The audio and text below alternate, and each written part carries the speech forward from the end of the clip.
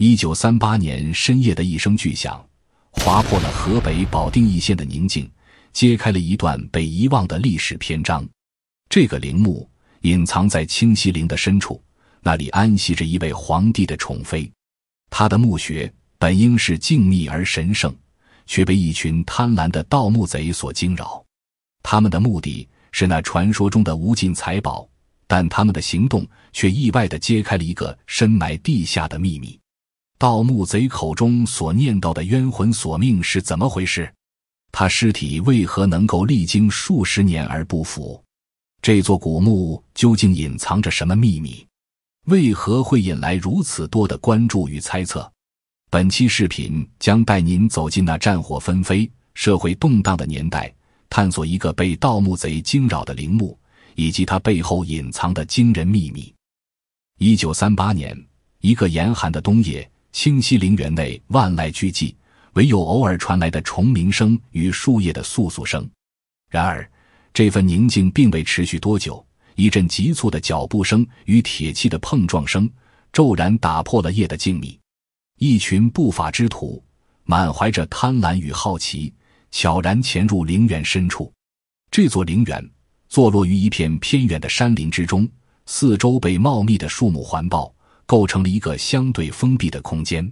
平日里，这里人迹罕至，唯有偶尔响起的鸟鸣与风声，方能让人感受到一丝生气。而恰恰是这样的环境，为盗墓团伙提供了绝佳的掩护。他们经过精心筹谋，特意选定了一个风雨交加的夜晚展开行动。在如此恶劣的天气状况下，风雨之声也能够有效地掩盖他们行动的声响。随后，河北保定一县的居民们被一声震耳欲聋的爆炸声惊醒。这声巨响在寂静的夜晚中显得格外突兀，让人们心中充满了恐惧与不安。因为这时的中国正值抗日战争时期，时局动荡不安，周围的村民虽然都听到了响动，但却都吓得不敢出门，纷纷揣测是否又是战火波及到了他们的家。次日清晨，当第一缕阳光刺破云层，几乎所有的报纸都刊载了同一条令人震惊的消息，这并非战争的炮火，而是一起前所未有的盗墓事件。据报道，几名盗墓贼闯入了永宁山下的清西陵，用炸药炸开了一座墓葬，将墓穴内的珍宝掠夺一空，共计盗走珍贵宝物80余件。这一事件迅速成为当时的重大新闻，震惊了全中国上下。该墓位于河北易县城西15公里处的永宁山下，处于清西陵之中，离北京120多公里。清西陵里埋葬着雍正、嘉庆、道光和光绪4位皇帝。这座被盗的墓葬位于清西陵中的崇妃园寝，这里安葬着光绪皇帝的2位妃子珍妃和瑾妃。红墙绿瓦的享殿在晨光中显得格外庄严肃穆，但此刻却被一片阴影笼罩着。消息一经传出，顿时在全国上下引起一片哗然。而此时的溥仪皇帝更是怒不可遏。遥想10年前，军阀孙殿英打着剿匪和进行军事演习的名号，悍然洗劫了清东陵的慈禧墓和乾隆墓，致使皇家尊严彻底扫地。如今仅仅过去了10年时间，祖坟竟然再次被盗，这如何能不让他怒火中烧呢？盛怒之下，溥仪立即派遣伪满军队火速前往易县，一方面对被盗的陵墓进行修缮，另一方面全力追查盗贼的下落。就在这个关键时刻，一名叫李继光的盗墓贼却在醉酒之后竟肆无忌惮地说着自己的盗墓经历，口中还念叨着冤魂索命，结果被军警当场抓获。经过一番审讯，李继光供出了其他同伙的下落。最终，李继光及其盗墓团伙被砍头示众。然而，从案件的侦破到罪犯的处决，伪满军队对整个办案过程始终保持着讳莫如深的态度，仿佛其中隐藏着某种不可言说的秘密。这不禁让人浮想联翩，究竟是什么样的秘密让他们如此守口如瓶呢？是担心引发更大的社会动荡，还是有着其他不为人知的隐情。这一切都给这个本就充满神秘色彩的盗墓案件又蒙上了一层厚厚的迷雾。同时，盗墓贼的自白也让这件事更加扑朔迷离。他们是如何突破重重机关，将宝物一一盗走的？更令人不寒而栗的是，为何盗墓贼会在大街上大喊“冤魂索命来了，冤魂索命”？这诡异的喊声如同诅咒一般，让周围的人心惊胆战。难道这真的是冤魂在索命吗？还是那些盗墓贼在盗墓过程中触怒了某种神秘的力量？这一切都成为了人们茶余饭后的谈资，也让清西陵的疑云更加浓厚。根据李继光的交代，他和其他7名同伙都是易县附近的混混，他们意图趁国乱发动起义，组建一支属于自己的武装力量。然而，组建军队需要巨额的资金和武器装备，因此他们才决定通过盗墓筹集所需资金。盗墓团伙中有一个瓜尔佳氏的满族人，他的祖上是旗人，住在清西陵附近的凤凰台村，祖上7、8代都是拿着皇家俸禄的专职守陵人。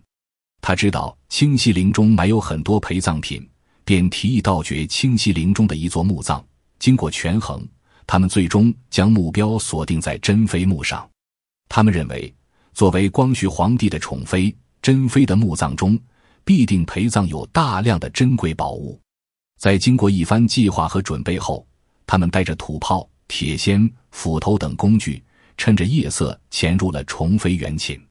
如何进入地宫内，是他们面临的首要难题。幸运的是，他们中的一位盗墓贼对此颇为专业。他勘定了珍妃墓石阶与宝顶中间的一块地方，决定从这里向下挖掘。然而，他们很快发现，这些石砖油灰灌注，细将白灰粘合，每块都重达40多斤，难以撼动。半天过去了，他们用尽力气，却未能敲出一块砖。愤怒与不甘涌上心头，他们拿起铁镐对着砖块一通乱砍乱砸。终于，地砖裂开了一小块，众人仿佛看到了希望，拿起钢钎从战裂处一小块一小块地往下撬。虽然过程琐碎费事，但他们心中的渴望却让他们坚持了下来。经过将近8个小时的艰苦挖掘，他们终于挖出了一个直径约2米、深约3米的坑洞。坑洞底下的东西让他们眼前一亮，那正是地宫的券顶石。然而，券顶石的坚固程度远非上边的砖块可比，撬砖的方法在这里显然行不通。于是他们决定使用炸药。一声轰鸣之后，珍妃的地宫被暴力地打开了。一个盗墓贼拿出蜈蚣梯子，从窟窿里顺了下去。众人难掩心中的激动之情，迫不及待地从炸开的洞口鱼贯而入。珍妃墓的地宫规模不大，宽约6、7米，长约10米，整体呈长方形。穿过南边的一道石门，他们一眼就看到了宝床上放置的一口巨大的棺材。借着微光，棺材竟散发着亮光，而墓室的地面上也波光粼粼。众人大惊失色，以为地宫中有什么暗器之类的。然而打着灯光仔细一瞧，他们才发现，原来地宫中早已有了积水。妃子的墓葬自然不如帝后陵寝那么考究，或许是墓葬渗水，又或者是雨水灌入。总之，地面的反光只是一场虚惊。他们踏着积水，缓缓来到珍妃的棺椁前。几人齐心协力，试图打开棺盖，却发现棺盖早已被牢牢钉死。无奈之下，他们只能拿起斧头对着棺椁侧面猛砍，最终凿出一个小洞，并利用凿子等工具将其扩大成一个圆形的窟窿。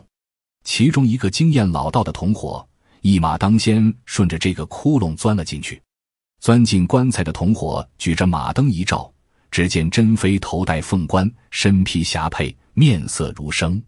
尽管他经验老道，胆子大，但面对这一幕也不禁有些心惊胆战。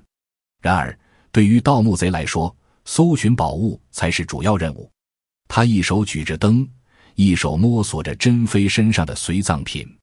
珍妃左手握着的玲珑剔透的白玉雕花，右手拿着的金如意，手腕上的金镯子，头上戴着的玉簪，以及身边的金银、宝石、珍珠、玛瑙等，统统被他们收进了事先准备好的马搭子里。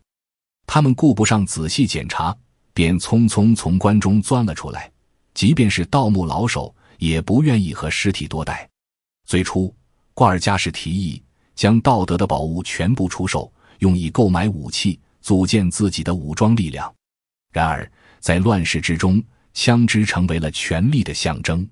但其他人并不同意这个计划，他们最终决定将这些宝物平均分配。被盗文物种类繁多，其中包括金如意、各种翡翠、玛瑙、宝石首饰、夜明珠等。这些文物价值连城，如今去向不明。金如意是被盗文物中的一件重要物品。据说，这个金如意价值连城，能够在太平洋上买一座小岛。盗墓贼们为了分赃，将金如意砍成了8份，一人分得1块。除了金如意，其他被盗文物也可能被分散到了不同的地方。一些文物可能被盗墓贼卖掉，换取了钱财；一些文物可能被收藏在私人手中，不敢轻易示人；还有一些文物可能在战乱中遗失或被毁坏。总之，珍妃墓被盗文物的去向，至今仍是一个谜。然而，事情并未结束。1985年，河北文史资料研究委员会根据当年史料整理出版过一本叫《夜盗珍妃墓》的书，对盗墓贼盗墓遭遇的诡异事件做了记录。棺椁里珍妃的尸体并未腐烂成一堆尸骨，而是头戴朝冠，身穿朝服，手里还拿着玉佩。最诡异的是，脸上的皮肉尚存，五官依稀可辨，那双眼睛好像还在看着我。盗墓贼李继光交代说，这让人觉得非常诡异，而且不可思议，因为珍妃是死于1900年，但是盗墓发生在1938年，珍妃都死了38年了，怎么可能身体不腐呢？据记载，珍妃在井里泡了1年才被打捞上来，按常理早已面目全非，不可能是这样的状态。这引发了众人对墓主身份的猜测，有人认为是珍妃受冤而死，戾气不散，所以尸体不腐；也有人觉得可能是他们搞错了墓主的身份。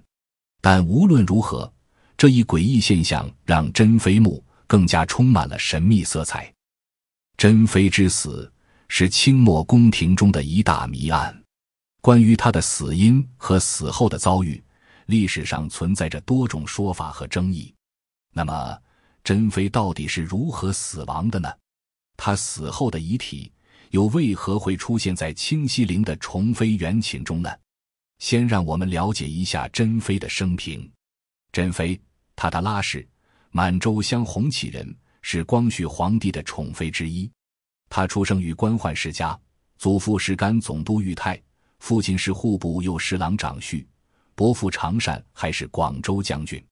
这样的家庭背景让珍妃从小就接受了良好的教育，思想开放，性格活泼。1889年，13岁的珍妃与姐姐瑾妃一同被选入宫中，分别被封为珍嫔和瑾嫔。光绪20年1894年，两人又因慈禧太后60大寿被册封为妃。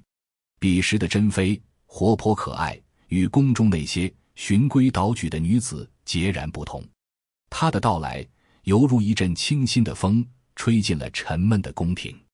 光绪皇帝自幼生活在压抑的环境中，珍妃的出现让他眼前一亮。她的活泼灵动、天真烂漫，深深吸引着光绪。1894年，慈禧太后6旬大寿，珍妃依例晋封为妃。此时的她可谓是独得光绪皇帝恩宠，成为了光绪身边最亲近的人。然而，后来珍妃的一些行为却触怒了慈禧太后。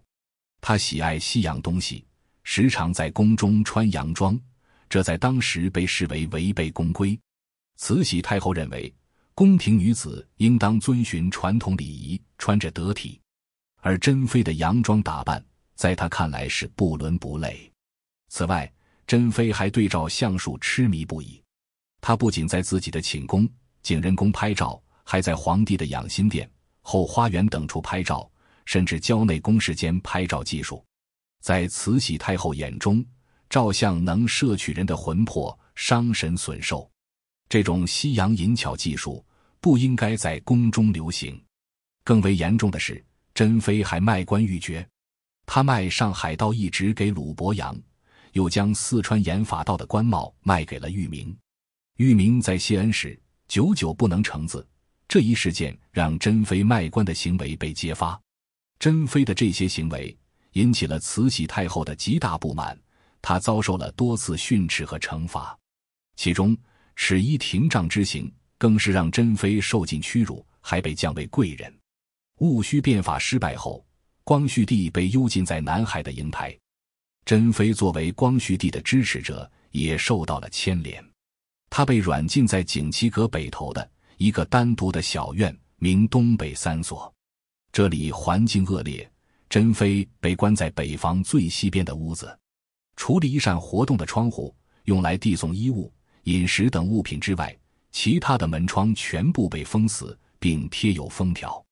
慈禧还派了2个年老的太监轮流看管珍妃。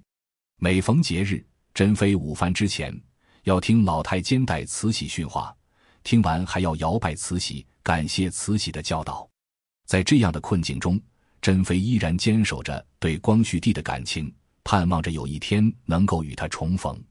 关于珍妃最终的死因，历史上存在着多种说法。根据《清列朝后妃传稿》的记载，珍妃的死因是地吸瘦，妃仓猝不能从，于宫中殉焉。就是说，珍妃是因为不愿吸瘦，宁愿以死守在禁宫中，所以才自尽身亡的。而其中最广为流传的说法是，珍妃被慈禧太后投井溺死。1900年八国联军侵华前夕，慈禧太后决定带着光绪皇帝西逃。在逃难前，她以珍妃年轻貌美，必遭洋人侮辱，愧对列祖列宗为由，下令将珍妃投入井中溺死。这一说法得到了许多史料的证实和支持。除了投井溺死说外，还有自杀说、他杀说等多种关于珍妃死因的说法。然而，这些说法都缺乏确凿的证据支持，因此难以被广泛接受。直到今天，关于珍妃的死因仍然是一个未解之谜。相传珍妃死后的第2天，光绪和慈禧都逃往西安避难，期间据传慈禧经常被珍妃阴魂所困，夜不能寐，经常梦到珍妃前来索命，这可是把慈禧吓得够呛，觉得是珍妃阴魂不散。慈禧就在西安传旨，把珍妃从井里给捞出来，而此时珍妃已经在井里泡了近1年了，被泡得面目全非，而且她的四肢弯曲，是一种非常痛苦的挣扎状态。随后，珍妃被暂时葬在了京西的恩济庄的宫女墓地埋葬。1901年的11月，慈禧太后从西安回到了北京。回京的第2天，慈禧就下旨追封珍妃为贵妃。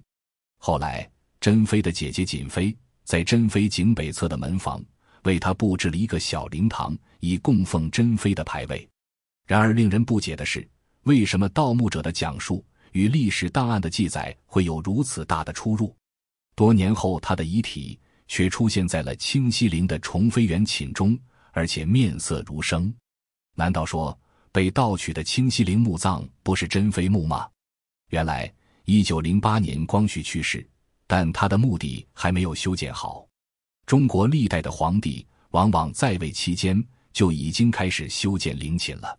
可光绪皇帝在位34年中，清王朝内忧外患，他与慈禧太后之间的矛盾日益激烈，导致光绪帝的陵墓迟迟都没有动工。直到1909年，光绪皇帝去世以后，他的崇陵才开始破土修建。他的身体一直被干燥储放在棺椁中，直到死后5年才被下葬在清西陵。而在这同一天，光绪皇帝生前最为宠爱的珍妃也被移入了距崇陵数百米的崇妃园寝。据史料记载，珍妃再次入葬时已经是民国政府统治时期。由于当时政局动荡，政府并未给珍妃追加任何陪葬品，只是将她的灵柩原封不动地移入了宠妃原寝。这也意味着珍妃的陪葬品仍然保持着当年戴罪皇妃的身份时的规模，数量并不多。回到视频开头，夜盗珍妃墓的真实事件中，几个盗贼炸开了墓穴后，从里面盗取了不少宝物，而且看到了棺椁内皮肉尚存的珍妃尸体。那这个人难道不是珍妃？那些价值连城的陪葬品又是谁的呢？对比分析珍妃墓的档案与盗墓者的相关资料，诸多疑点逐渐浮现。在中国史学界，关于珍妃墓是否被盗这一问题，长期存在着两种大相径庭的观点。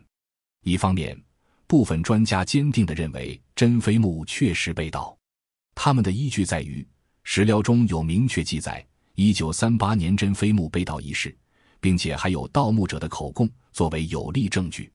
再者，珍妃作为光绪皇帝的宠妃，按照常理推断，其陪葬品应当十分丰厚，自然容易成为盗墓贼觊觎的目标。